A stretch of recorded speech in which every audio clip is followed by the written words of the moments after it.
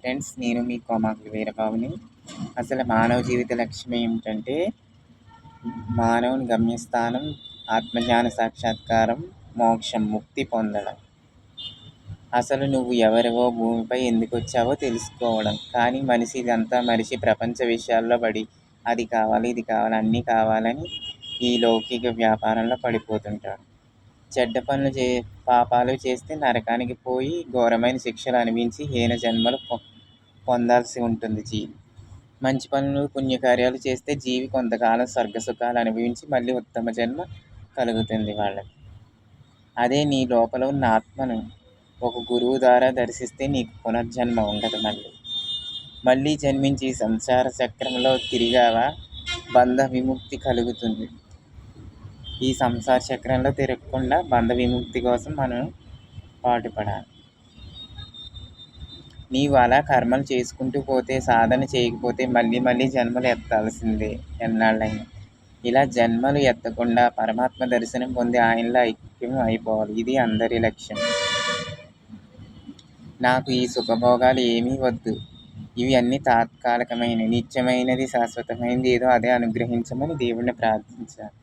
సుఖభోగాలు క్షణిక సుఖాలు. దీనివల్ల రోగాలు, వృద్ధాప్యం, మరణం ఇవన్నీ సహజం. ఏదో దివ్యశక్తి నడిపిస్తుంది, ఈ కాలచక్రాన్ని నడిపిస్తుంది, జరిగిస్తుంది. ఆ శక్తి ఏదో దాన్ని కనుగొనండి.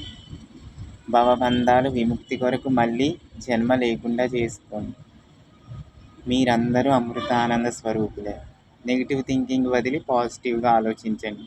అసలు మీరు ఇక్కడికి ఎందుకు వచ్చారో, ఎక్కడి నుండి వచ్చారో, ఎక్కడికి వెళ్ళాలో తెలుసుకోండి. మీకు మీరే ప్రశ్నించుకుని సమాధానాలు వెతకండి.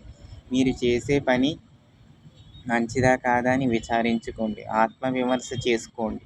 మీ ఏ ఆత్మకు కష్టాన్ని, బాధని కలిగించవద్దు. మానవ జన్మ దుర్లభం, ఎప్పుడో కానీ లభించదు. ఎంతో పుణ్యం ఉంటే కానీ లభించదు. దీన్ని మనం విలువైనదిగా భావించి సరిగ్గా ఉపయోగించుకోవాలి. ధ్యానం చేయాలి, ప్రేయర్ చేయాలి. ప్రాణాలు కూడా విలువైనవి. శారీరకంగా, మానసికంగా ఆరోగ్యంగా ఉంచుకోండి. లైఫ్ని వేస్ట్ చేసుకోవద్దు. దైవానికి శరణాగతి చెంది ఒకే ధ్యేయ వస్తువుపై ఏకాగ్రత నిలిపి సాధన చేసుకోండి. ధ్యానం చేయాలి, మెడిటేషన్.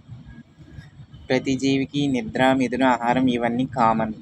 మనిషికి కొన్ని ప్రత్యేక లక్షణాలు ఉన్నాయి. మంచి, చెడు, విచక్షణ, బుద్ధి, జ్ఞానం, వివేకం, తెలివి అవన్నీ ఇచ్చాడు. కాబట్టి అవి గుర్తించి మన కర్తవ్యం ఏమిటో తెలుసుకుని దాన్ని సక్రమ మార్గంలో నిర్వర్తించాలి.